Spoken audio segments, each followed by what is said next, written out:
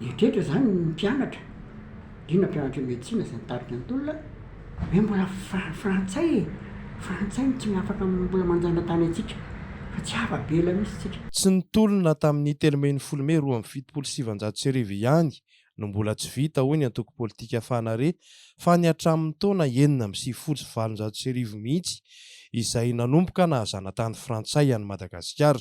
Manateraka mahazo ny maromission matsy a dia afaka manao motion de censure na motion de budapest efa fantatr'andrajely zany zavatra samy mandinika sika fa ny toko Fanare dia tsy mankasitraka ny fifidianana sy mbola maroto ny tokotany.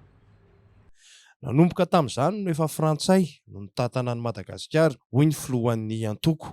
Ankehitriny mbola frantsay ihany hoy izy no filoham-pirenena malagasy. Mitohy ny tolona noho izany hoy ity antoko ity ary tsy mijanona raha tsy afaka tanteraka ny endrim-panjanahana rehetra misy eto Madagasikara. Zay olona tokony hanao empêchement azy tsy manao ny RD ka fomba honana ny soranao azy eo ny ACC no ampelantanany. Zany rehetrarehetra zany tokony reo zao tokony esoriny reo ACC sy ATMR sy ny anona rehetrarehetra reo raha tsy zany mbola eo foana izy.